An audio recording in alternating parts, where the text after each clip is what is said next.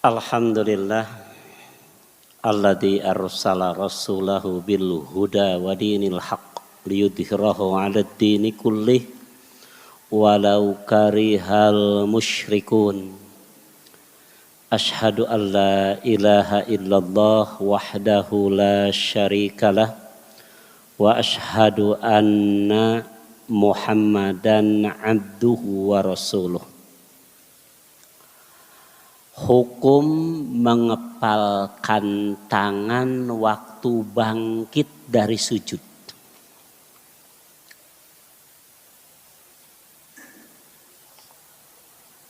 Ini masih jadi permasalahan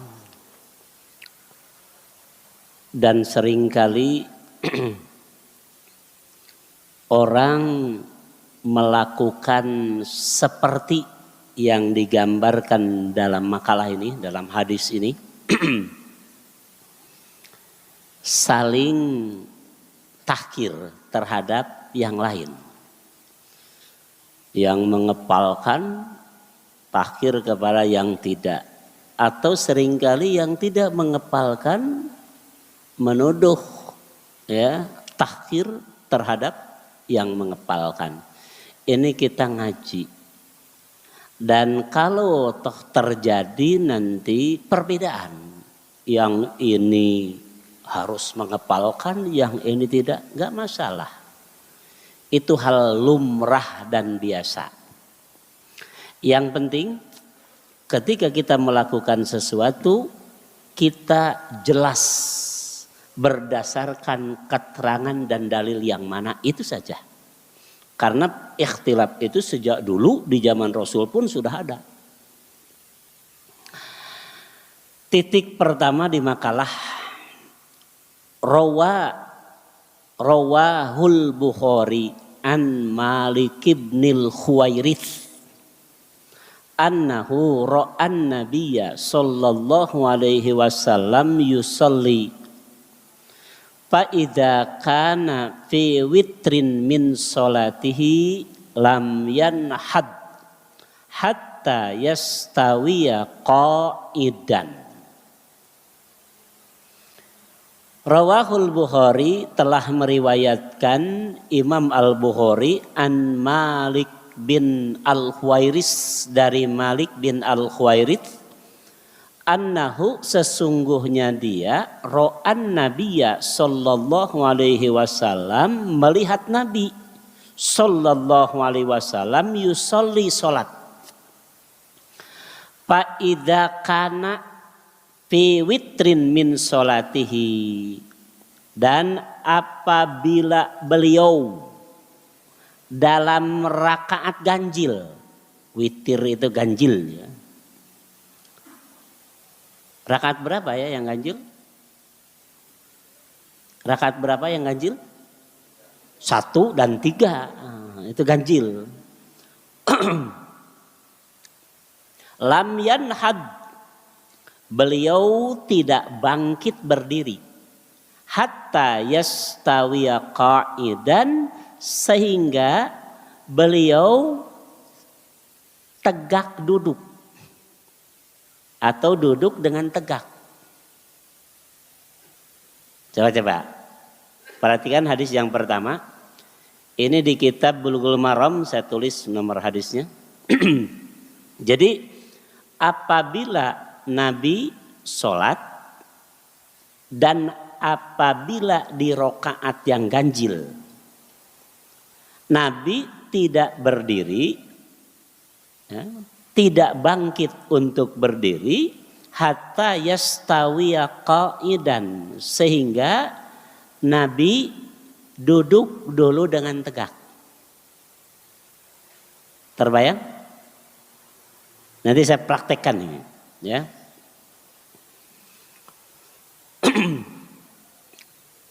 Inilah yang seringkali disebut duduk istirahah. Ini nanti nih biar lebih. Ini kan takkan berdiri ya. Jadi di sini untuk berdiri tidak langsung. Tapi di hadis itu nanti sujud kemudian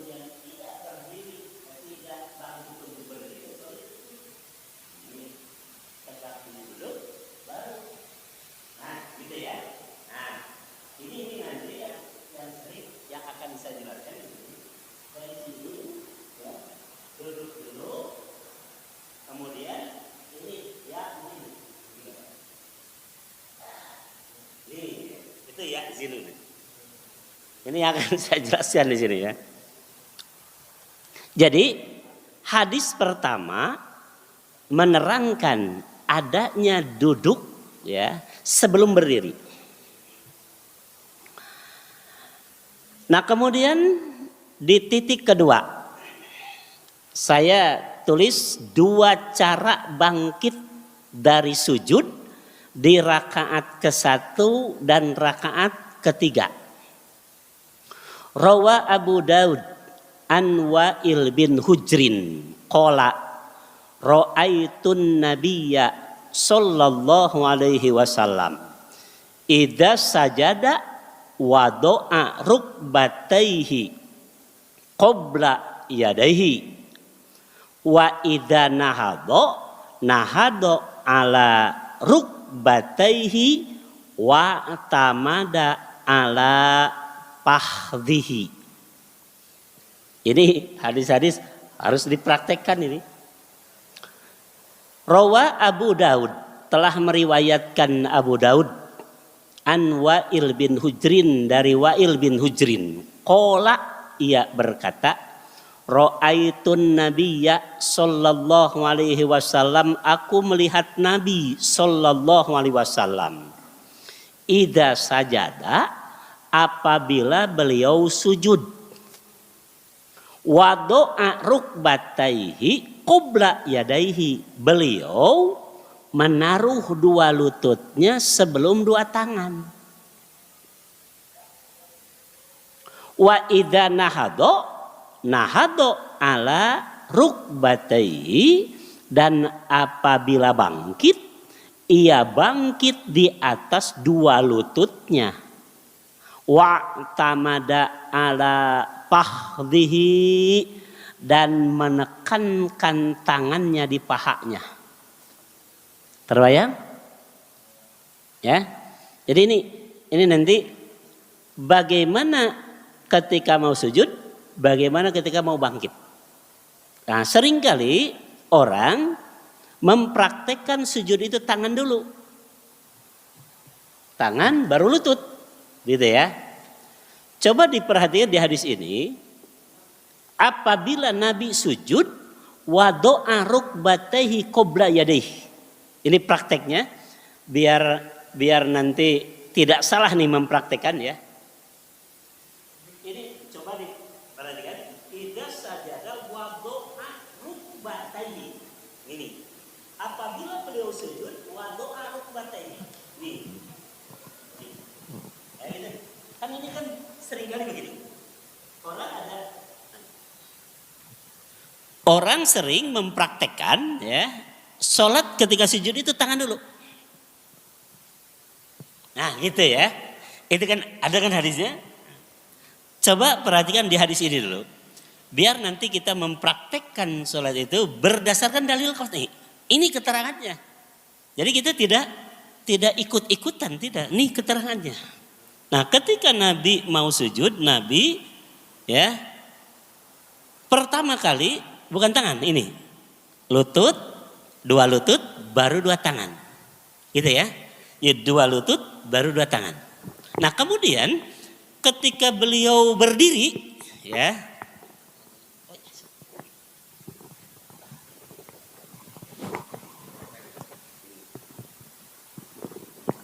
Nah, ketika beliau ya berdiri di lutut. Nih. Jadi tidak begini, tapi lutut. Nah, lalu menekankan tangan ini di paha. Ya. Coba, ini kan mau berdiri nih. Begini, ini menekan di mana? Tuh. Nah, begitu. Jadi ketika sujud lutut dulu, kemudian tangan. Kemudian ketika berdiri di lutut. Tuh, ininya ditekankan di. Tuh ya. Ini hadis yang kedua. Inilah yang dimaksud wa idza nahado ala rukbataihi. Ini bisa dimatikan enggak? Dimatikan nggak? Oh ya. Ya. Ini hadis yang kedua ya. Teruskan.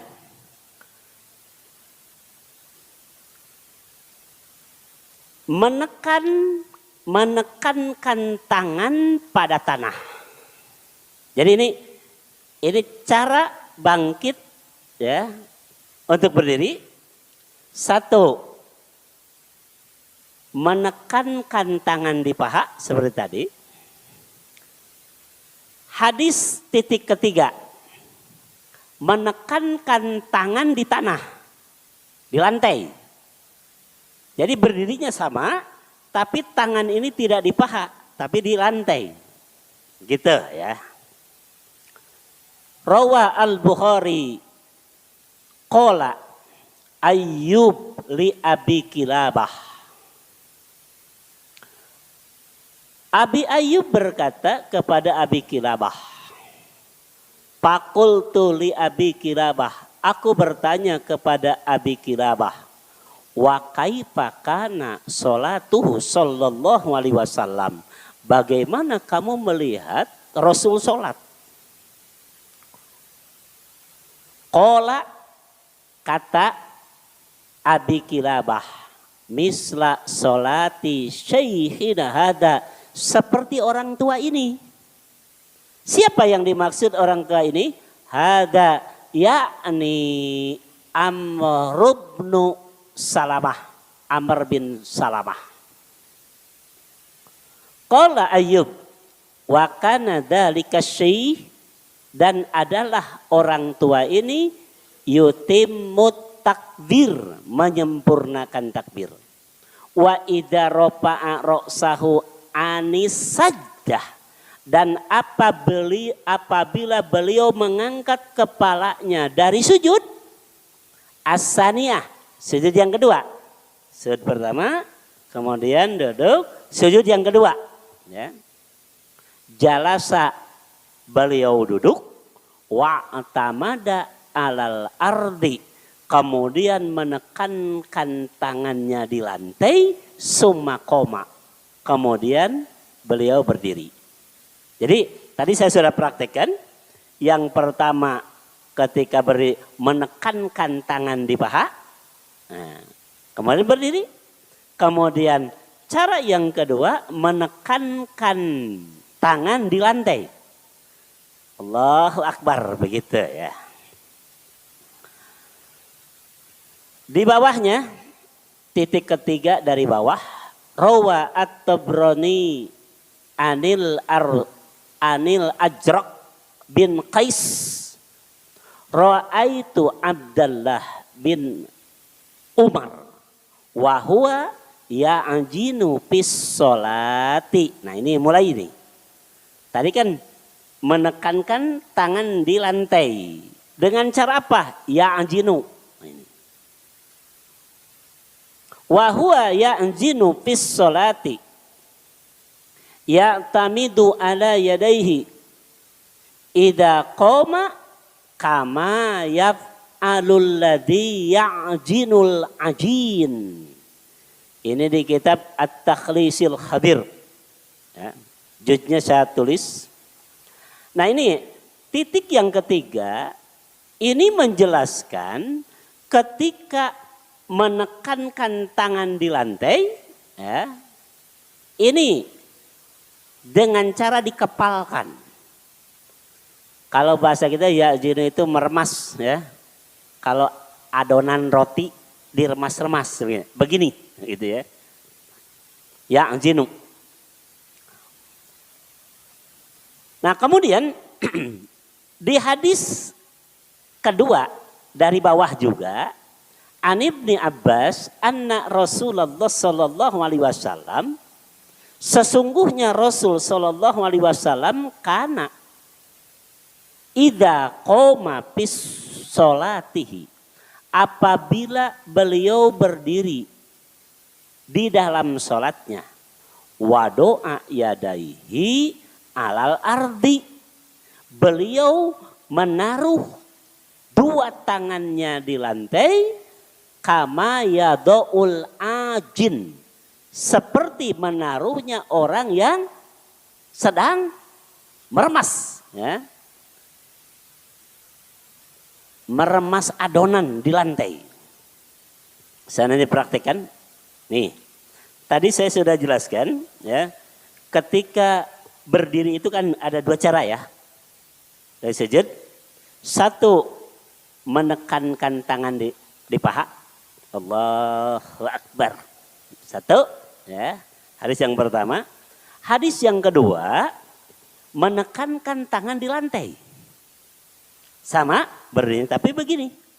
Allahu Akbar. Nah, hadis yang di bawah ini menerangkan posisi tangan ini. Jadi menekan di lantai itu tidak begini. Tapi Nabi menaruh dua tangannya seperti, ya, meremas adonan. Ya jinu. Jadi ketika berdiri itu tangan di lantai dengan cara begini. Allahu Akbar. Nah ini nih yang, ini yang sering kali kita saksikan dipraktekkan oleh saudara-saudara kita. Boleh begitu? Ini keterangannya, kan begitu kan? Ini dalilnya. Jadi satu yang bersumber dari Ibnu Abbas, ya. Dua yang bersumber dari Ajrak bin Qais. Nah kemudian di bawah, ini titik terakhir, saya sampaikan bagaimana penjelasan para ulama, di antaranya Al-Hafidh Ibnu Hajar Al-Asqalani. Qala Ibnu Salah, ini Imam Ibnu Hajar Al-Asqalani menjelaskan, Qala Ibnu Salah, Ibnu Salah mengatakan, fi kalamihi alal wasit, dan ini dijelaskan dalam kitab Al-Wasit, hadal hadis la yasihhu. Hadis ini tidak sahih.